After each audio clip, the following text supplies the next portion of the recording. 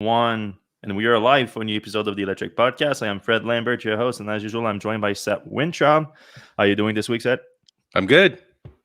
All right. I hope you're good. You just had a week with the EQS, one of the most luxurious electric vehicle out there. We're It gonna was a good talk a little week. bit. Yeah, we're gonna talk a little bit about it later on the show. But first off, we're gonna talk about a few Tesla news, then a few EV tax credit news, Rivian's earnings, and then we're gonna jump into you guys as comments, so you can put any question, or any subject that we didn't discuss during the podcast that you want us to discuss in the comment section right now, and we're gonna get to them at the end of the show. Also, if you guys enjoyed the show, and only if you enjoyed it, of course, if you can give us a like or a share, that would be super appreciated. It takes a second to do, and helps the show a lot more than you think. And it's completely free. Also, if you're listening, we had a lot of great 5-star reviews recently on the podcast. Those helped a lot. So if you're listening on your podcast app only, please do that. It's super helpful. All right, no further ado, we'll jump in.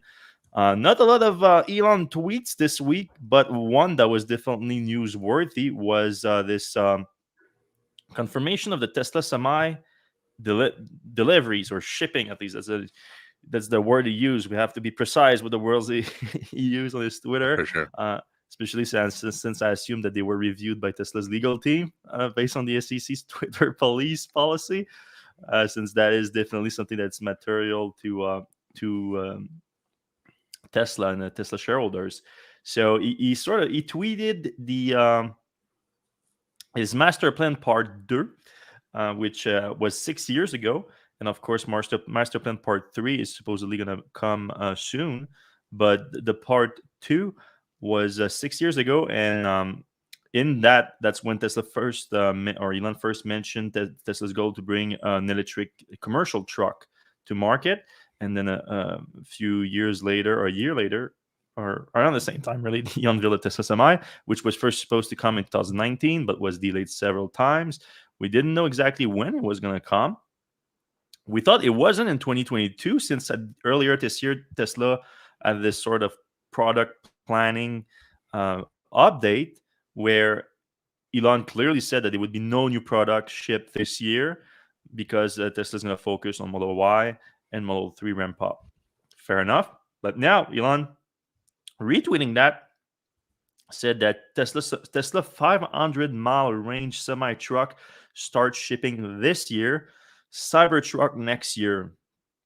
So the Cybertruck part is a little bit confusing. I don't know if he's also referring to his 500-mile Cybertruck, because we do know that the Cybertruck is coming next year. Like Tesla, Elon has made that extremely clear over the last few months. Even more recently, last week, was it the Tesla shareholder meeting, where he said that they already have production equipment that they're deploying in the next few months. So everything points to production next year. But the the semi truck is definitely news here, because everything was pointing to next year too, but now we know that it's shipping this year. We don't know exactly where that's going to be. We know that Tesla, of course, has already been using a few units, at least 4, in its own operations. So we know that Tesla, as the truck, already has been using it, but shipping would imply that Tesla's going to be shipping it to some customers, so customer deliveries. We know that PepsiCo has been waiting for theirs for a while, and one of the earliest Tesla Semi reservation holder ordered a big fleet of 100 of them, and more specifically, the Frito-Lay Modesto facility thought that they were going to get delivery of their trucks last year. Didn't happen, so I would assume that it's most likely going to be among the first customers of the Tesla Semi, because they already have a mega chargers there. So as far as we know, it's the only Tesla Semi reservation owner with a mega charger, which is of course the megawatt capacity charging station that Tesla is deploying for the semi truck. So that's something to keep an eye on. Tesla semi truck shipping this year with 500 miles of range.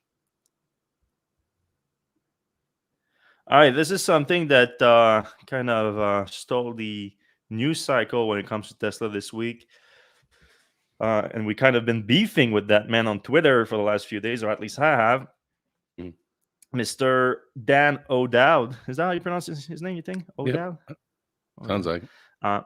So we reported on him a few months ago. He's this self-described billionaire. He's the founder and CEO of Green Hills Software, which appears mostly to be like defense contractor, honestly, which is kind of creepy when I'm leading into what I'm going to say next, because he's been on this mission to destroy a Tesla full self-driving beta. He has a big problem with it, and I say self-described billionaire because this company, Green Hill Software, is completely privately owned, so we don't know how much money he actually has. But apparently, it's a lot because he's spending millions, multiple millions of dollars on on the Senate campaign. But he made it clear when he launched the Senate campaign earlier this year that he had only one issue that this campaign is going to be about, and that's going to be Tesla full self-driving beta. He kind of wanted to use the protection of political ads to run ads against Tesla self-driving, like basically a smear campaign, as close as it gets.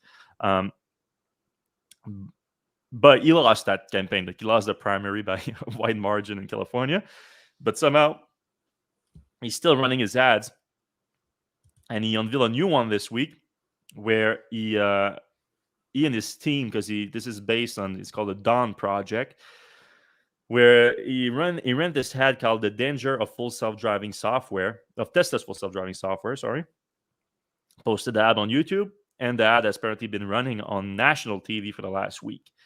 So we checked the ad up, and the ad in itself, if you just take the ad by itself, it's extremely problematic because the only video where the only footage in the ad where the Dawn Project shows that they are activating the full self-driving beta, they are not activating it. You can see them pressing the stalk and it fails to activate. The prediction line stays gray. There's no auto steer feature that appears at the top left. And then after showing that, they show the car running into a child dummy. Of course, that is made to arouse negative feelings towards people. We don't want to see cars running into children. That's just natural. But yeah, you can see this a very provocative ad of like the car just running into children. But if you've missed it, where was the right here? So before that, you can see it activating right here, and you can clearly see that it is not activated at all.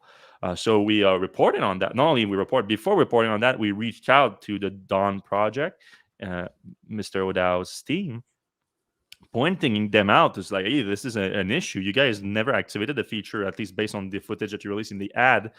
And the only response that I got from them was an affidavit signed by the driver that claims that no, I did activate it. So a sworn statement from the driver that says that he believes he activated it, which is not really concrete proof that the feature was activated. Especially when they have a camera in the car, like they could just go back and say, hey. Exactly. So I pointed that out to them, and after I did, and I showed them like a screenshot of it that shows clear that it's not activated, they stopped responding to me. I called them up. They didn't answer. So I was like, all right, then I'm going to have to post this. Then after I posted this, they sent me additional footage that didn't make the ad, but that was posted online. So online, they posted this report where they go into details of like the methodology of their supposedly scientific test here. That included some footage that, to their credit, did show that they activated the full self-driving beta, but the footage doesn't match at all the result that they posted first. And it's going to become clear why in a second. First off, so I have a screenshot here of it. I have like the first video. Okay, if you can look at the first video right here. So first off, they remove the sound on all those videos, which is annoying because the sound alerts are actually a big part of the FSD beta. When you hear the specific alert, it's important. But here you can see.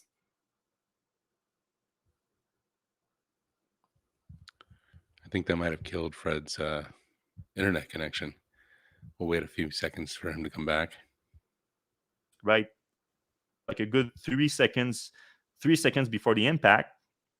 And the big thing that shows that this footage has nothing to do with actual the actual result of the that they released in their supposedly 3 tests where they hit the target, is that it clearly hits the target at we don't right here at this is 16. Well, let's say 17 just to be sure. It's even before we can see the target at 17 miles per hour, even though the result clearly showed that they hit the target at 24, 27, and 25. So not even close to what they're talking about here.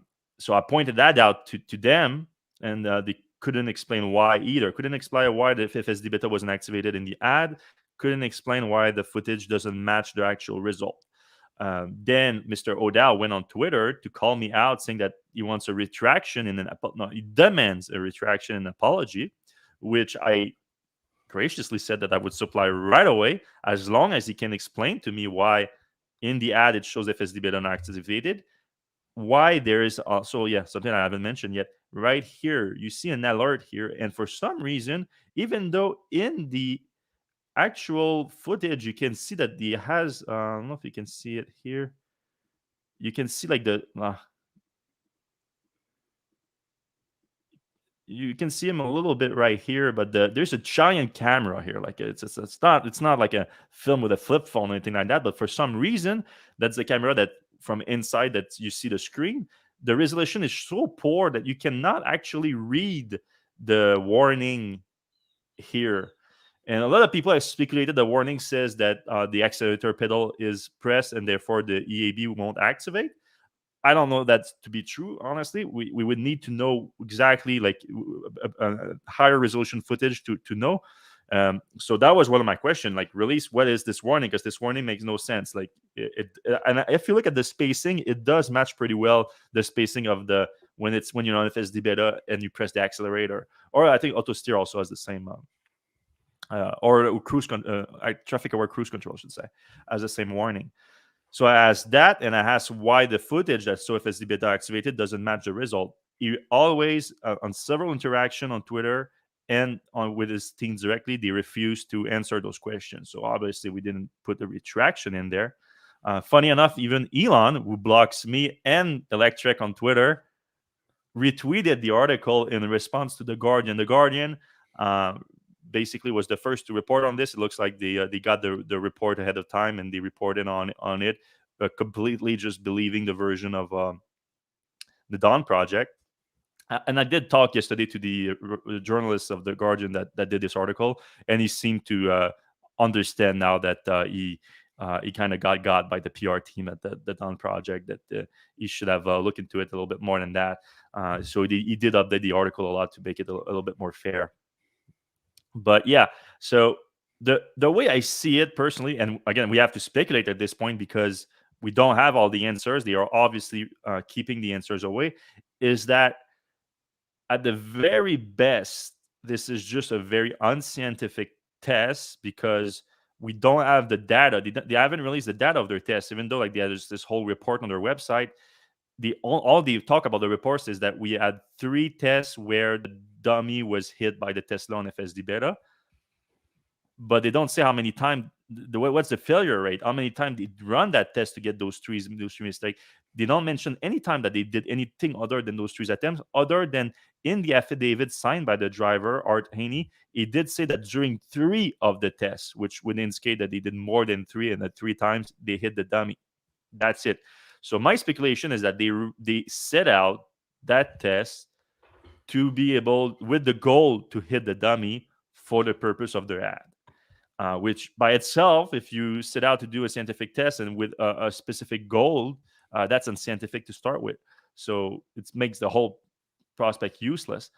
But then that's at its best right here. At its worst, they run that thing multiple time, and when they couldn't get the result for whatever reason, they might have manipulated the FSD beta to achieve that against or indication of that, or the warning sign, and also that the footage doesn't match the result, which means that they might have literally not activated FSD when they hit them. It's terrible.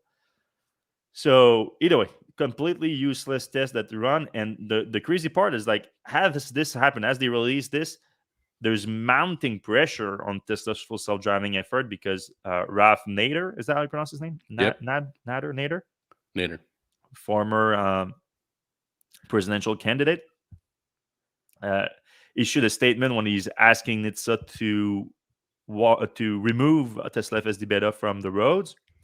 and then two Democrat representatives, one representative, one senator, that sits on the committee that oversee the automotive sector, have sent letters to NHTSA this week to pressure the agency to uh, complete their investigation that is not really about FSD beta, but it's about the autopilot and how it has hit emergency vehicles on the road. So this whole thing seems to be kind of related. It would be a big coincidence that the Dawn Project releases that, and then the politicians somehow are like, hey, let's move on this. So yeah, something to keep an eye on for sure. What was funny too that Elon retweeted that, and I mean this whole thing, like, all right, like the Tesla fans, like they love the fact that we're defending Tesla FSD beta in this and everything, and we're definitely are defending against what we see as a horrible representation of it through this test. But also, everyone, especially if you've been following the podcast, I'm not a giant fan of FSD beta myself, and I've been pretty critical of it. And I've famously called it a 14-year-old who has been learning to drive for a week and sometimes appear to consume hard drugs. And I PCP, you did, said. yeah, and I did mention that in the article. So I don't know if Elon actually read the whole article, because if he did that, I'm not sure he would have retweeted that. But then on the other side, so the people that have been like defending O'Dowd, they've been using that as like, oh, you're just like a Tesla super fan that's trying to defend FSD. I'm far from that. Like, I mean, I'm a fan of Tesla for sure, but FSD beta, I'm not the biggest fan of. Though I did also say, like, to be fair to Tesla team, you could give me $1 billion and 1,000 a year, and I couldn't get a car to drive like a 14 years old on drugs. So, like, it's still in its own way impressive. I don't know if it should be necessarily on the road, but nonetheless, it's an impressive thing to do. All right, moving on. This is something that we've been talking about for weeks, if not months now. And people are always skeptical when I say that. Tesla is looking at the location for a factory in Canada. It is, and it is this. And like people are like, yeah, it's just conjunction or this or conjuncture Juncture. conjecture at this point. But now it's confirmed, thanks to our friend at Electric Autonomy Canada, that look at the lobbying disclosure for Tesla and the because in I don't know how it is in the U.S. I know you guys have a very strong lobbying culture in the U.S., but Yeah, in right. Canada, in Canada, every company has to disclose any kind of lobbying effort with the government. So Tesla updated their lobbying effort, the lobbying disclosure in Ontario, in the province of Ontario, where they said that they are engaging with the government. I'm quoting here: engaging with the government and its agency to identify opportunities for industrial and/or advanced manufacturing facility permitting reforms, with the intent to increase the competitiveness of Ontario and its ability to attract capital investment, to establishing approval timeframes that are competitive with high growth manufacturing locations in North America, while also working with the government to identify and align incentive program that could further increase the attractiveness of Ontario for industrial and or advanced manufacturing investment. So if you want the quite summary of that, is like, we are considering Ontario for our next gigafactory, but we want it to be permitting friendly and also have an incentive package. That's basically what they're saying here. And from what we've been hearing over the last few months, yeah, this is Tesla has been looking in Ontario and Quebec for a potential factory, and they've been in discussion with both the Ontario and Quebec government for incentives.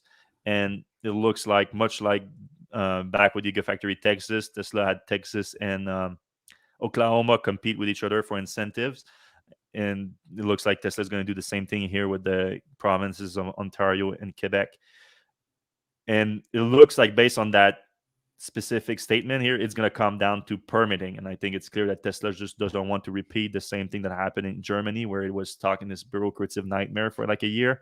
So, and Texas was probably, that's why Texas won. And I think Tesla, Elon even said that Texas won because it was so easy to just get things going there for the factory. And the factory was built at a record pace. So if you're listening, people in Ontario, in the government, people in Quebec, you know what to do. You got to make things smooth for them in the permitting aspect of it. And I think that's going to be hard because, I mean, I know less about Ontario, but I think it's very similar. Like, we have extremely strong regulation to especially environmental regulation when it comes to building. Also, it has to be in French, right? Well, in Quebec, it has to be. Yeah. So if you had to pick between Ontario and Quebec, what would Well, you? I mean, I'm obviously biased. Said. No, but I mean, Uh, if you had to guess where it would be if located. I had to guess, I mean, if I go completely, I try to be as objective as possible. Quebec has had the lead in electrification for a while in terms of EV adoption. It's is the fastest EV adoption province in Quebec and in Canada. But Ontario has been much better in attracting EV investment for production, and of course Ontario has a bigger history of automotive production than Quebec. Though Quebec has had car factories before, Ontario still has and still has like there's a giant Ford plant um, near Toronto, Chrysler too, I think. Toyota. I don't know if Toyota still has one, but it used to have a huge one. Hmm. So I Yeah. don't know, but Quebec has had like giant investment, especially in batteries. So Tesla could certainly get a big incentive package for producing batteries there, and we know that Tesla's modus operandi now is to build gigafactories that produce both battery cells and electric vehicles. So we don't know.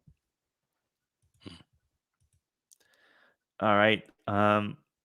This was a little exclusive from the other day that Tesla is teasing new energy product coming this year. So I had access to Tesla had an internal meeting for the Tesla Energy Group, so company-wide meeting within the energy division, division-wide meeting, I should say probably. But they discussed what they're doing right now to speed things up with their energy division because things have been somewhat stagnant over the last 2 or 3 years. Things went way down after the acquisition of SolarCity because the SolarCity was in financial trouble and they had to reshape things to focus on profitability, and that slowed down greatly the deployment of solar energy and within the new Tesla Solar now. But things have been ripping up right lately. We reported that the Q2 was Tesla's biggest quarter for solar deployment in residential U.S. market for over 4 years, basically since the acquisition of SolarCity.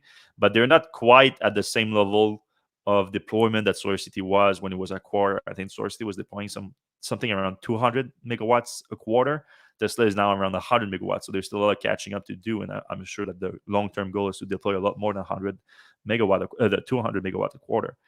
And during the call, they explained that on the product front, how they've been switching things up with 2020 and before Tesla was using solar panels from Hanwha. Uh, they were using Solar Edge inverter, and had to use different apps, the Solar City app, the Tesla app, the Solar Edge app to monitor your own system. And last year, Tesla switched everything with Tesla's own solar panels, the Powerwall Plus, which also include the inverter, and Tesla's own app has been updated to incorporate everything. So everything is now in-house. So in 2022, and that was said by Mr. Seth Winger, senior manager of solar product engineering at Tesla, that now that everything is in-house, they are looking to update and release new products. And the exact quote was, in 2022, we are heavily investing in Tesla project. I can't say exactly what is coming. We want to maintain confidentiality, but across the board on PV, so that's solar panel, on solar roof, on Powerwall, look forward to greatly improve installation efficiency, aesthetic, and product performance. So we can explain updated solar spec, Powerwall spec, and potentially new products even. But yeah, we if you remember, just last week we reported that Tesla was working on a solar roof 3.5, so we expected that it was going to be among them. But now he also points to new solar panels and updated Powerwalls. So something to keep an eye on in the coming weeks. Oh yeah, something also on the um,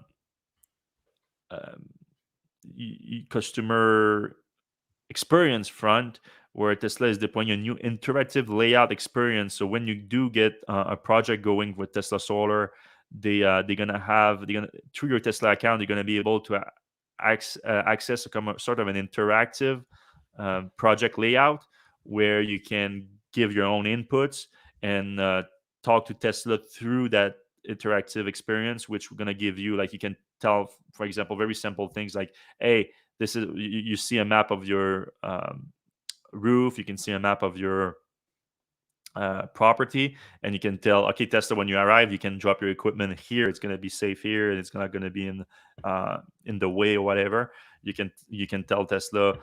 You can test the different layouts for outputs, max outputs, and things like that. So this is going to be a nice way for Tesla to get direct feedback before installation, and they expect that new system is going to reduce post-permit redesign requests by 20%, utility rejection, which has been a big problem for Tesla and has resulted in a lot of customer dissatisfaction, by 30%, and the average handle time, which means like chatting with the customer about their project, by 10%. So this is going to probably really improve the workflow for Tesla Solar. All right. All right. This is sort of Tesla news. Elon sold another $7 billion, almost $7 billion worth of Tesla stocks this week. So it's a big chunk, and he confirmed that he sold that in anticipation of the Twitter deal.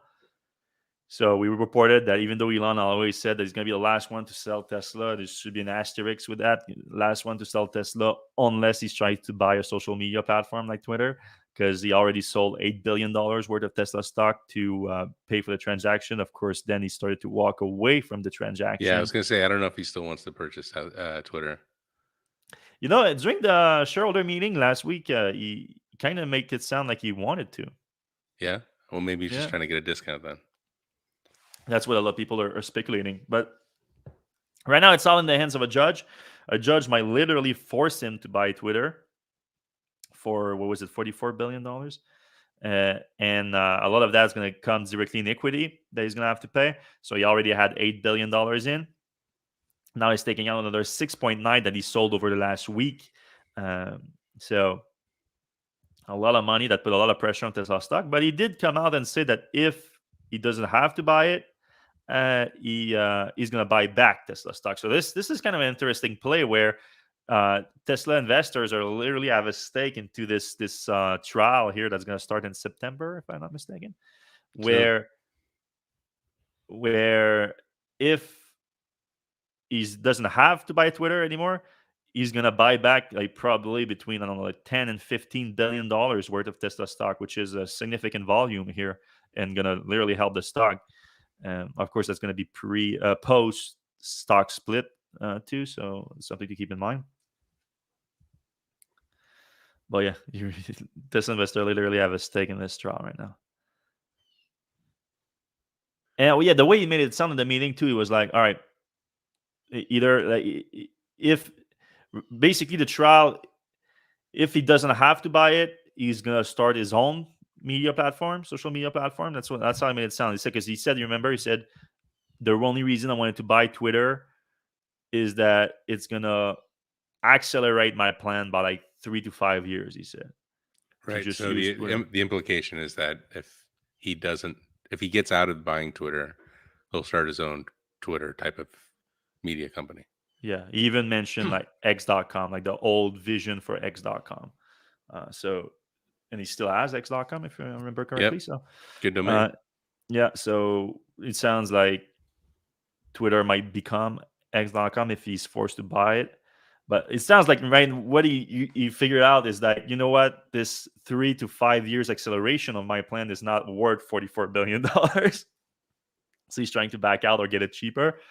And he's like, might as well, like, if I'm going to spend $45 billion, might as well just build it from the ground up. And it's going to take a little bit longer. But the way he was talking about X.com too, and back in the PayPal days, is that it sounds like he wants Twitter to be like more than just like a social media platform. He wants it to be like a payment platform and everything like that. And Twitter has had like there was talk about that for a long time, because of course Jack Dorsey started also Square, which is basically a payment platform. Is like, it sounded like he wanted to be integrated at first, and then he realized that Twitter was kind of too big of a mess, and wisely set it up Square separately. All right. Yeah. The other, yeah. Oh, I was just gonna say the Twitter thing is like a kind of a sideshow, but it does seem like kind of an important component, because Elon kind of plays each company off of each other and there's people who go from one organization to the next, and obviously Tesla's PR, the public relations, has been through Twitter, which is mostly Elon's account, but it's pretty obvious that going forward there's going to be some sort of integration. If there's a payment component, that'll certainly, you'll be able to buy Tesla gear with Twitter money. There's a which is lot going of to be Dogecoin. right Dogecoin, so it's all yeah. I mean, we need a Twitter master plan or X.com master plan or something from Elon to clear things up. Yeah, by the Uh, way, aren't we due for part 3 of the master plan here? yeah, he did say that it was kind of delayed, and it was maybe by the end of the month or something like that, but he didn't want to make it clear. So I don't know. Hmm. Maybe All that'll be right, the part of other big news this week. Well, there's not that big news other than the Senate actually passed the Inflation Reduction Act. When it comes to the EV tax credit reform, it basically stayed the same as the one we reported last week. So remove all of the 200 units caps now over a 10-year period. Still the same restriction when it comes to income, 150,000 single filer, 300,000 for joint filers. Same thing, half of that for the used car credit of $4,000.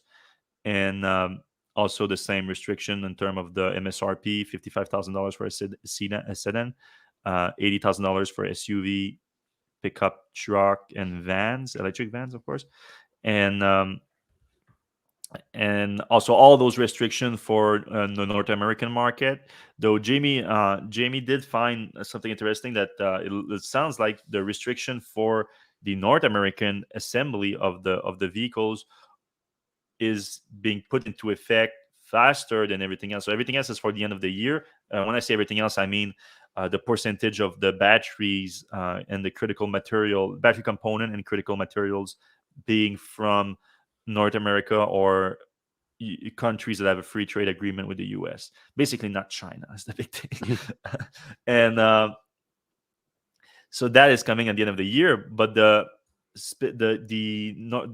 requirement for the vehicle to be assembled in North America, that the way that it's phrased in the bill make it sound like as soon as it becomes law, that becomes law.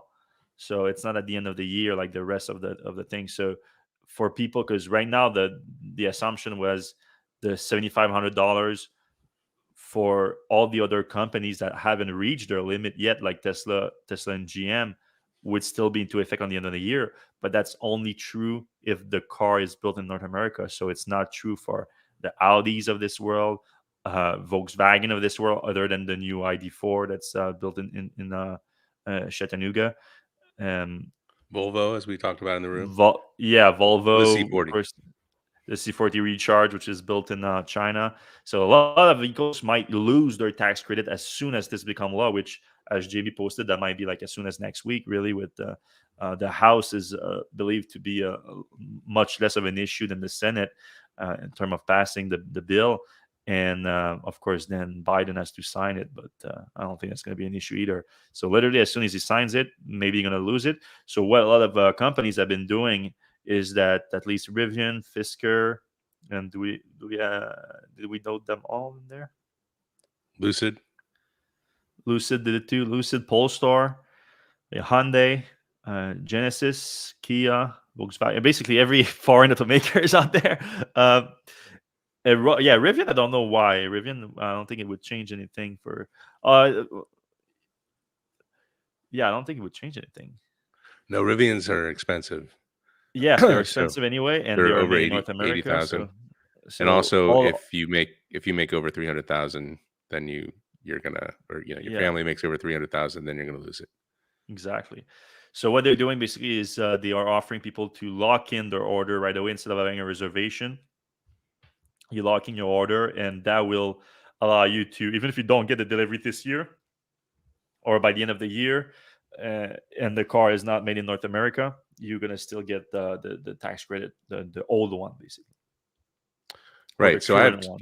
I have two things going on right now. I have the Rivian, which I did do the signing of the paperwork, so I'll no matter what happens, theoretically, I'll be able to get the 7,500 back, which is actually going to bring it down pretty low for an R1S. So it's a base model R1S. I got it before the price hike, so it's probably around 72,000. And then I'm get the 7,500 tax break. Then I get 2,000 from New York, so it's going to be about a $62,000 out the door Rivian R1S, which I think is pretty good. Yeah, no, Prob- very good. And then also I'm buying a Chevy Bolt for my mom in Ohio. And that is actually happening like next week, which will be perfect timing for Chevy, because the Chevy Bolts are going to be pretty high demand, because those are, I think, produced in Detroit, and they hit all the right spots for the But deal. wouldn't So wouldn't that be just for next year though? I'm not. That's what I'm not no, I think following. it goes into effect once the bill's signed, right? My understanding is just the requirements. Hmm. Oh, I don't know. For the goal to get it before the bill is signed. No, you don't want it before the bill's signed. Okay, You want well, you want the Chevy Bolt after the bill's signed. okay, so you get the new tax credit right away. Is just that it doesn't have to have a requirement of. My understanding was like everything starts next year, like the first day of January. Is that for the old tax credit, the requirement for North American assembly starts when it's signed. I might be getting this wrong though. I'm not. I I don't th- know. I Let's. thought once it's signed, Tesla and GM, and I guess Nissan or whoever Mm, else or Toyota hit the limit. The limit comes off, and then the new stipulations happen. So theoretically, GM should get their 7,500 tax credit back if they're built in the U.S. and they hit all the okay, other spots. maybe. It's all a bit confusing. Everyone like that. If there's one word that describe this tax credit reform is EV tax credit reform is confusion, because also people We just should don't make a flow chart. understand. Well, to be honest, I think like even with the clearest possible eligibility criteria, a lot of the automakers themselves probably like don't know exactly if their cars are going to be valid when the entire requirements come in place next year, because like do you really know all the critical materials, where they come from and everything, like it's Right, right. especially the automakers that don't make their own battery cells or are not really involved in the making of their own battery cells. It's going to be hard to figure that out. I mean, I feel like they have to I mean, every car has how much is built in the US, Mhm. where is everything coming from? So I feel like they've got a pretty good clue of Yeah, where their stuff is coming from. But yeah, maybe it's not drilled down as deep as they need to go there.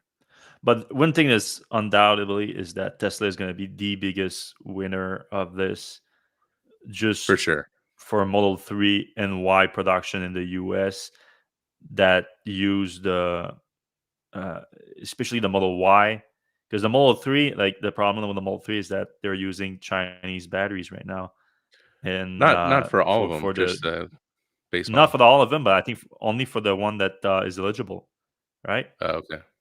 Yeah, only the standard range is eligible, and then that's LFP cells from China. Right. So that's definitely a problem. But look, soon enough, Model Y out of Gigafactory Te- Texas, and also Model Y of 3 months, those are going to be eligible if it's really considered an SUV. And the SUV at $80,000 limit, and those are using cells from Gigafactory Nevada. So depending on the critical material of that, I'm sure they can tweak this. It has to be already pretty close, if not already okay. And I would assume that the 4680 cells for the new Model Y out of Texas, that's almost even more likely that's going to be okay for the critical material. For, was it 40% from North America or countries that have free trade agreements?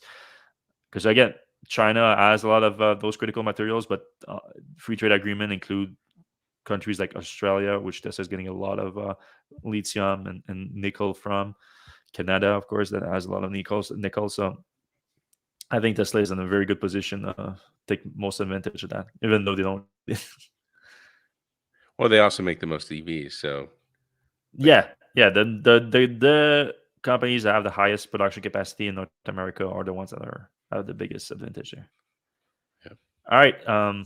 We talked about that a few weeks ago about Autonomy, or last month about Autonomy, the EV subscription service based in California that have been mostly building a Tesla fleet. They were planning to place an order for 23,000 electric vehicles. It's a giant order that's going to boost a lot of some of the smaller EV makers too. But now they released the details of that order, exactly where those cars are coming from. And Tesla, sure enough, is still the biggest winner of that order, 8,300 more vehicles. But there's also 3,400 from GM. So they're going to order a lot of Cadillac Lyriq, a lot of Silverado Electrek from them. So 3,400 cars from or vehicles from GM. The other big winners, there's VW, but that includes Porsche, Audi, and all that. The 2,200 vehicles, $100 million order from them. And Ford also, so a lot of F-150 Lightning, a lot of Mustangs, Mach-E's, 1,800 of them. Hyundai, also one of the biggest winner with 1,600 order. About Hyundai, Kia together, actually, they are probably in third place with 1,500 also from Kia. But some of the smaller companies that are doing well, also 1,000 Rivian, so that's good for Rivian. But some of the smaller company like Canoe even got an order for 100 of them. Fisker, an order for 100. Lucid, another for 100. Polestar, 200. So this is a kind of a significant build up here. And of course, Autonomy, with the way that they are framing themselves, is like this is like the cheapest way, or the easiest and cheapest way to get one of those vehicles. It's not as um, financially sound as just straight up owning the car, obviously, because they are going to make a lot of money simply by the resale value of those vehicles. But you can, without a no, with a credit check, you can get the vehicle for like I think $6,000, and you can get the car like in a week, and then it's going to cost you like $1,000 a month. For a model Tesla Model 3. This is the example because that's mostly what's in their fleet right now, though they are adding Model Ys. And the orders of 8,300 Teslas, that includes Model 3, Model Y, but also the Model S, Model X, and even some Cybertruck whenever that becomes available. Oh, yeah, that was interesting too. Like the criteria that they have to order that for Autonomy is that a range, an MSRP range between $26,000 and $122,000. which is Battery range of crazy over range. 20. Yeah, that's a crazy range, obviously, because there's some GMC Hummers in there. Battery range of 250 miles. Telematics of fully connected. Production forecast needs to be available by the end of 2023. And residual value with the highest projected resale value. That's something that like I'm not like it's a bit harder to predict, especially for vehicles like Canoes or Fiskers. Like you have no idea to know. These things are not even in the market yet. But there's 46 EV models right now, plus more variants within those 46 models that fit those criteria right now in the US, or that will by the end of 2023. So I think that was worth noting. Like the EV market is certainly expanding greatly in the US right now. Oh, we have a few more news items to discuss, and then I think the show's going to run long, depending on how much question we have right now. But you can put your question in the comment section. We'll try to get to them in a few minutes. All right, Ford and 150, they reopened the orders for the Lightning. The pre-orders, or no, they're orders, right? And with that, they updated some of the specs and the pricing. So, unsurprisingly, the pricing went up between $6,000 and $8,500, depending on the specific model.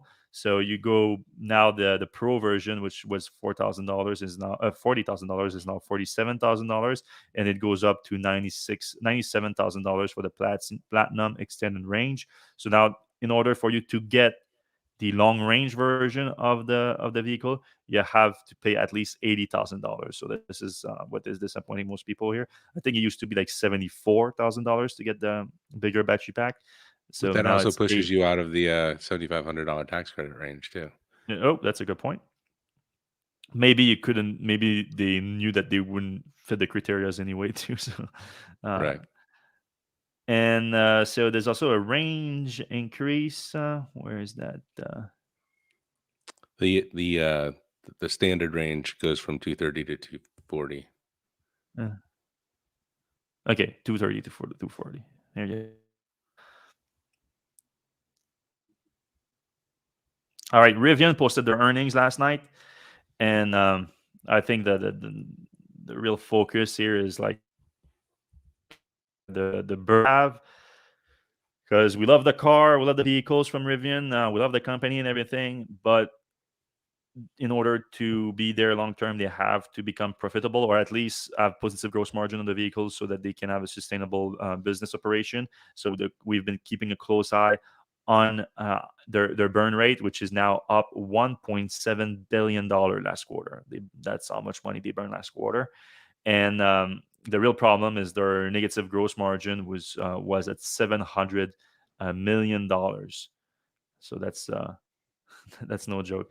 Let me go into the details. Yeah, we don't have the chart. Okay, so yeah, they delivered 4,000 vehicles that brought in $364 million, and to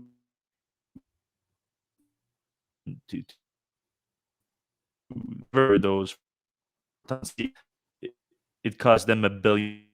So $1 billion to bring in $364 million in revenue. So this is quite Not good. significant. Also, I didn't go into the operating expenses too. They were at $1 billion. That's also, I think we discussed that when we compare Lucid and Tesla. Um, I should have told Peter to make that comparison too, because I think it's interesting. I think Tesla's operating expenses, if I'm not mistaken, are at $1.7 billion a quarter.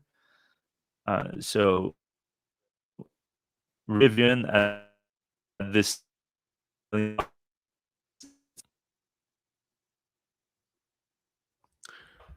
might want to $16 billion in revenue during that same time, and Rivian is doing 264 million.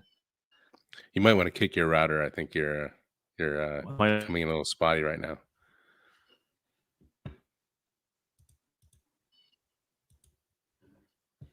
I want to go over. I'll come back. No, I think it's okay. Just Yeah, oops, I lost I'm back on right now. Yeah, you're back on. Okay. Let me just go back here. Sorry about that, people. My girl is a little bit spotty. Okay, for the have a $14 billion on cash on. I'm still being spotty, right? Yep. I feel myself skipping right now. Yeah, we're not Should I able to remove see the sharing? Maybe it doesn't help. Yeah, sure. I'll take that out. Yeah. Okay. So yeah, they still have $14 billion cash on hand. So they're not at the verge of bankruptcy or anything, but they need to rein that in, rein cost in, improve gross margin relatively soon. Because I mean, at $14 billion, well, you're burning $1.7 billion quarter. Sorry, it sounds not too bad, but it is bad. Like it goes faster than you think. Right. I mean, the other thing is like increase production, and you can, if you're making a boatload of cars, you're making 100,000 cars a quarter, then you can afford to spend that much money. So If you're making a increase positive production, gross cut margin, costs. yeah. Right But on if the you're making a vehicles, right? If you're making gross profit negative, on the then you're losing yeah, money. faster. That's the Right. problem. When Tesla was making as many vehicles as Rivian, they already had a positive gross margin. They were still losing money as a company, but at least they were making money on the cars that they were delivering. And Rivian is nowhere near that right now, like nowhere near that. Right. All right, do you want to talk about the EQS set? Yeah. So Mercedes. So I had the BMW last week, and the Bolt the week before that. The the place in New York that lends out vehicles keeps on saying, "Hey, I'm coming out to pick up the car. Do you want this next car?" So here, I'll add this to the stream. It seems like the internet connection is a little better right now. So this is the one I was like, "Oh yeah, I'll definitely take Mm. that." So the EQS is a $130,000 car. They gave me the 580 version, which is the all-wheel drive. They call it 4MATIC version, and you can see it there next to a Model Y. It's a pretty sleek looking car. They get a lot of smack talk for the looks of it, and I agree. On screen, it does look kind of like a modern Honda Accordy kind of thing, kind of plain. But in person, maybe it was the matte finish or something else, but it seemed like a really nice car. I didn't get people coming up to me like, if I was driving a Rivian or, a Plaid Model S in the beginning, people approach you. I didn't get people approaching me in this one, which I kind of didn't expect because, it kind of looks like a very sporty Mercedes. Um, but, I think it looks much better in person. I think it's a really good looking car. Um, so inside the car, it's got this huge hyper display, they call it. And it's actually not a hyper display. It's three different displays under the same piece of glass. It's kind of a trick. It is what it is. What's kind of nice is the passenger has a display, and theoretically, at some point in the future, right, not right now, they could watch a movie while the car is moving. But right now, they can control air conditioning settings. They can control the massage settings, which is kind of hilarious that these cars have massage chairs in them. But overall, it's just a really, really luxurious, modern interior. It's pretty nice all around. Some silly things like the rear has a tablet built into the armrest, and they use a big old Samsung tablet, which seems like it just put an iPad. You don't have to buy an iPad, but just put a place for an iPad in there, and you'll have a much better experience. Um, It looks busy as hell though, the interior. Like just the steering wheel alone gives me a headache on how many buttons there's on. yeah, it is actually the top row of the is like you have to swipe things, and you're right. I didn't put that in the review, but I really didn't like the steering wheel controls. That said, it has like a heads up display, which is fantastic, especially with the mapping. And that they're going even further with that stuff. They're doing like AR things, which is really cool.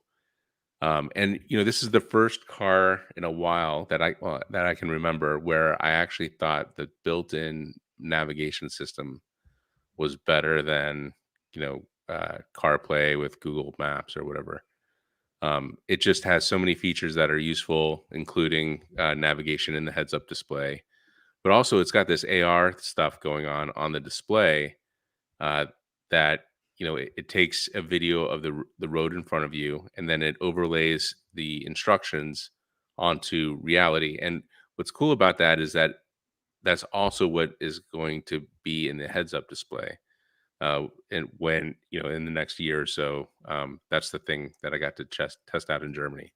So Yeah. you're actually looking at the road in front of you, and Mercedes is overlaying uh, directions on the road. Or in the case of Drive Pilot, which is level 3 autonomy, it's telling you like, hey, there's a car in front of you, we're going to go around it. And it's using the reality of the car, and it's saying, I'm going around it. And the fact that it can recognize cars in reality and point them out in virtual reality gives you a lot more confidence in the system. So that's not on this car that I was driving. And Drive Pilot 3 requires more hardware, more GPS hardware, more cameras. So like this particular car is only going to be able to do level 2 stuff. But it does that pretty well. It's just traffic aware cruise control with lane keep. So that was all great. I mean, the big thing is how it drives, and it drives like a Mercedes, except even better because there's no internal combustion engine, there's no gears shifting. And that was kind of like the big point of my review is that, all right, this is such a good car. As an EV, it makes it so much better. And that, there's 10 reasons why, an EV luxury car is better than a internal combustion luxury car. And it's so much better, in fact, that can you really call an internal combustion engine car a luxury car? Because you're shifting through gears. You can't turn the car on in your garage. You can't do like 10 other things. You don't have the smells and the vibration and the pollution and all the other stuff. So my point is that, pretty soon people are going to, they're not going to think of internal combustion engine vehicles as luxury cars. So that's my takeaway. All right. Should we jump into the comments? Yep. Let me just do a quick time thing here. All right. Scrolling up. Our first commenter was talking about the smear campaign. FSD is supposed to stand for full self-driving, which literally isn't. He thinks Tesla's fanboys have their undershorts in a bunch. Get with the reality and stop stroking Elon. All right. I mean, that's a fair comment. Other than that, doesn't justify like cheating a test to make it look bad. Right. That's the whole point. Yeah. Calling it out. All right. A lot of no context comments here. I guess we're gonna move down pretty far.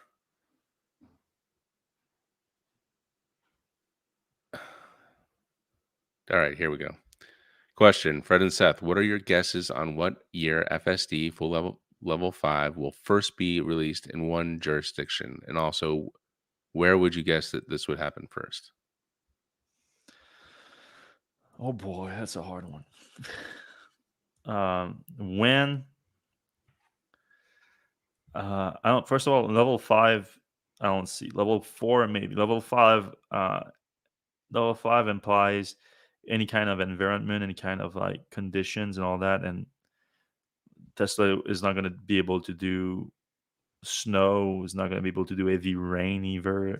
Like it's not made for that based on the current hardware. So level 5, I think you can forget about that. Level 4, maybe in 2 years in some jurisdiction. Where first? I don't know. Probably some places in the U.S. I would assume, but because that's where most of the testing has happened so far. Uh, so that would make most sense. Probably in California or Nevada, one of the smaller states, maybe like Nevada or Texas. Arizona, maybe. Texas is not smaller, but Texas, of course, regulation. Okay. What's that? Right. All right, that seems reasonable. Yeah. All right. Have either of you driven a Texas Model Y or seen credible impressions or reviews comparing a traditional Y to the structural pack? Nope, we haven't done that yet. And now you have to be careful too because some of the Ys coming out of Texas, well, no, they might still have a structure. No, if they have like the structural pack is just the outer part of the pack because the structural pack, the cells, the 4680 cells are required to make it a structural part. So even though they might have the outer design of it, it's not an actual. The pack itself is not structural layer. It's fit into that with the 2170 cells. So you would need to figure out a way first that if it's a Texas built Model Y, then is it the one with the 2170 or the 4680? Yeah, so I feel like I've seen a couple, maybe the kilowatts or something on Twitter comparisons, but I don't think they compared, like the drive or anything. I think it was mostly about the charging characteristics. So we'll have to see. All right, Inflation Reduction Act has not been passed yet. Poised to pass the House in a few days. I think it could pass any moment. Yeah. We'll have to keep an eye on that. But it'll probably be signed. Most people think it'll be signed into law next week. All right. The opposition says that the subsidies in the Inflation Reduction Act allow only the wealthy to purchase electric vehicles since the sales prices are very high to begin with. I think you're not following at all here because Yeah, that's with the whole the point. with the income limits, the rich, well, and it always depends what you consider rich, but the very rich, at least, they are not going to have access to it at all. Right. So I don't, and also all the like the Model S's, the Lucid, the the EQS that you just reviewed, like all of those are not going to be eligible anyway. So all the very luxury vehicles are not going to be it. And they shouldn't be. I mean, if you can Yeah, afford a $130,000 car, you don't need help. yeah, All right. Should be passed by the House by the end of today? All right. Well, it's yep. 5 p.m., so we'll see. Fisker sent me an email to let me know that my down payment was considered a down payment and a binding contract. I guess that's easy. Yeah. Can you send us the binding contract, Rick? I would love to see it, It's pronounced Shinta, Mister not Skinta. Shinta. Well, I just called him Rick. There you go. I hope you don't mind. Old tax credit remains, but once signed, if you don't have a binding contract, then new tax credit applies. Yeah, All right. exactly. Philip Lavoy question: the new U.S. tax credits threshold being 80,000 for U.S. for SUVs and pickups. Do you think that might influence Canada and Quebec to increase their threshold for the vehicles in these vehicles in the future? That would be me being hopeful, me optimistic about it. If I think that I don't think that's going to influence much. No, I don't see that happen. All right. Your thoughts on will Tesla and other EV companies allow more vehicle configurations to be eligible for EV rebate by delivering vehicles that are heavily software locked, or example, 4-motor Cybertruck with battery lock to half battery and 2 motors to allow automakers to keep profit on the hardware of the buyer. I mean, we've seen Tesla do this in the past with Yeah, in that's Canada. that wouldn't surprise me at all. I don't know about half battery locks or anything like that. Like I don't like. I think uh, I think they're just gonna try to the variants that are close but not quite there yet in terms of eligibility. They're gonna maybe tweak things a little bit on that front. But like I don't. I hope they don't because his name is David Canada. So I assume he's familiar with the Model 3 that they stopped for a lock in Canada. That one looked bad. Like that wasn't a good look for Tesla. Like to make it like I think the software looked more than half of the battery capacity in order to Yeah, achieve it was like under the tax 100 credit. miles, wasn't it? Yeah, and then they sold like 20 of them, but they got a tax credit on the higher variant because of the way that the law was set up is that the car needs to start at this lower price, but then the higher variant get access to the credit after that up to a certain price. So no one bought that car, but like Tesla, yeah, the credit on thousands and thousands of car that were much more expensive. So this is just like I make it software locked, but make it so that people are actually buying that car. Like it can be software locked, and yes, maybe you in the future you can unlock it, whatever. But don't make it a car that no one's gonna buy. That's too much like cheating to me. Yeah, it's annoying. I mean, it's annoying they have to, but I get it. All right. Moving on. Any comments on the Berlin made Model Ys getting BYD Blade batteries? Seems like these batteries are pretty legit now. Yeah, I mean, we reported on this week. It was surprising. Everyone thought I was gonna go to Gigafactory Shanghai since the ID confirmed that they were gonna supply batteries to Tesla, but they're actually apparently going um, to Berlin, and apparently they are getting approved soon for delivery. So it's gonna be interesting to see how it changes the specs and whatnot of the vehicle. But yeah, I mean the LFP battery technology has improved a lot now, so it makes sense. And the blade format also it goes very well with the structural battery pack architecture, so it makes sense. All right. And one last thing is Tesla has turned off ordering for long range Model 3 in the US and Canada. Yeah, I just saw that. I got an email on that. That's interesting. Gonna have to write that up real quick. Investigating. All right, All right. well, check on Electrek to see that coming in a second, and or what we think the implication are gonna be. Oh, do we have one more?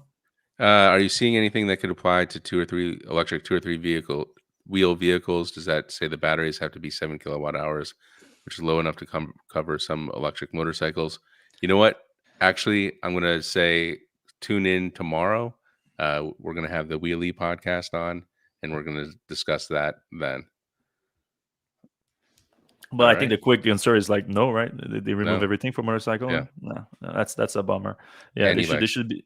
Yeah, I mean, obviously, like motorcycles are not a big source of emissions, so it's not like that big of a concern. But it would be nice to have an incentive to go electric instead of and for the 3 wheels, can you imagine like for Aptera getting access to a tax credit? Yeah. That would be killer. That I would like too, because that would put an either bigger focus on efficiency and really incentivize efficiency and and convince more people to like. There's compromise about getting an Aptera vehicle. There's no doubt about it. It's not a full car, but with an incentive on top of it, I think more people would like. Let's get an Aptera, and then like you get a Tesla or a Mackie as your car to for like you're having kids or whatever. But if to go to work, Aptera makes a lot of sense, and to go on a road trip, maybe just where you're with your wife or whatever, you can fit the luggage in the back. Like you get a super efficient road trip that should go on solar and everything. That's awesome. Yep. All right, well that's it, everyone, for this week's episode. If you're still listening, we appreciate you a lot. I hope you have a safe weekend, and we're gonna see you same time